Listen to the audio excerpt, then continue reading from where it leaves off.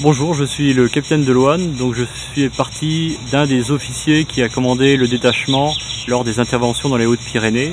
Au départ de l'intervention, 3 sections ont été engagées, donc à peu près 90 personnes, au profit donc aide à la population, nettoyage des sanctuaires, point vital au niveau économique à Lourdes. Et ensuite, dans un deuxième temps, 2 jours après, la section appui, donc section d'engins travaux publics du régiment, est intervenue pour à la fois sécuriser les torrents qui s'étaient déversés dans les villages et aussi participer au nettoyage par des moyens un petit peu plus lourds des sanctuaires et des habitations. Donc ce détachement est rentré avant-hier sur Brignoles, donc avec ses engins pour ensuite attaquer la campagne feu de forêt qui donc a déjà commencé. Donc 2 bulldozers vont reprendre leur mission principale pendant l'été qui est les feux de forêt, à la fois à Brignoles et à Narbonne, à Lézignan. À Lourdes, ainsi que dans certains villages des Hautes-Pyrénées, un peu plus dans les montagnes, il y a eu des missions donc de pompage, de nettoyage à l'aide de raclettes et de moyens lourds de pompage, des habitations, des commerces et de certains centres vitaux, tant au point de vue économique que touristique ou industriel. Donc les sections sont principalement intervenues sur ces chantiers, alors que la section appui engins travaux publics a participé à des chantiers et donc à des interventions nécessitant des moyens plus lourds.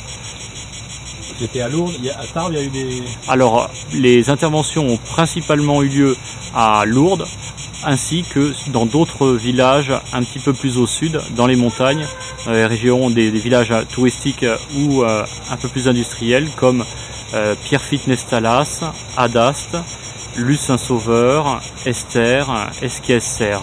Le village le plus touché, Barège, nous ne sommes pas intervenus, ce sont d'autres engins, d'autres équipes qui ont participé donc à l'aide à la population et à la sécurisation des différents bâtiments et lieux de rivière. Donc, vu l'importance de la catastrophe et l'importance des dégâts, le travail a nécessité des équipes très diverses, ce qui a permis à chacun de montrer la complémentarité des moyens nationaux de la sécurité civile, donc de la section appui et des sections d'intervention, leur utilité dans une catastrophe d'une telle ampleur. Vous avez une idée du nombre de personnes engagées sur le terrain là-bas? Le nombre de personnes engagées, non, là je ne peux pas vous dire, vu que c'est très difficile de comptabiliser à la fois les participations de bénévoles, à la fois les renforts sapeurs-pompiers. Il y a eu donc l'engagement de la plupart des sapeurs-pompiers du SDIS 65 des Hautes-Pyrénées. Vous avez eu un détachement équivalent en volume du régiment de Nogent-le-Rotrou, notre régiment frère qui est donc un peu plus dans le nord, l'USC 1. Vous avez des associations comme la Protection Civile qui nous ont aussi aidés et qui ont participé aux travaux d'aide à la population. Donc vous avez des acteurs tellement nombreux et que c'est très difficile de quantifier le nombre de personnes. Vous étiez combien? Alors nous avions donc 90 personnes sur la première vague d'intervention, donc les sections on va dire légères d'intervention, alors que la deuxième vague d'intervention de l'USC 7 compte 30 personnes avec ses nombreux engins. 2 bulldozers, une pelle mécanique, un tracto-chargeur, des mini-engins de levage. Donc au final, il y avait pour le régiment de Brignoles, pour l'USC 7, il y avait à peu près 120 personnes lorsque tout le monde était présent. Les 3 sections sont parties le 24, ont été désengagées le 24 juin et la section appui donc a été désengagée, elle, beaucoup plus tardivement, puisque les chantiers sur lesquels elle a été engagée, les travaux de sécurisation et de stabilisation, ont nécessité sa présence plus tardivement, même si sa mission sa mission principale pendant l'été a repris le dessus et a nécessité son désengagement avant-hier. En fait, ils sont restés combien de temps là-bas? Ils sont restés, pour ceux qui sont restés le plus longtemps, ils sont restés un petit peu plus de 15 jours, 16 jours.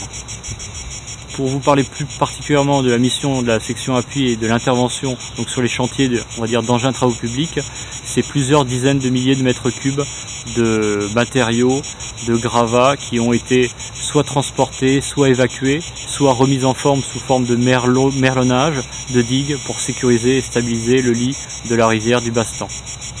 Ils ont le moral, les habitants là-bas?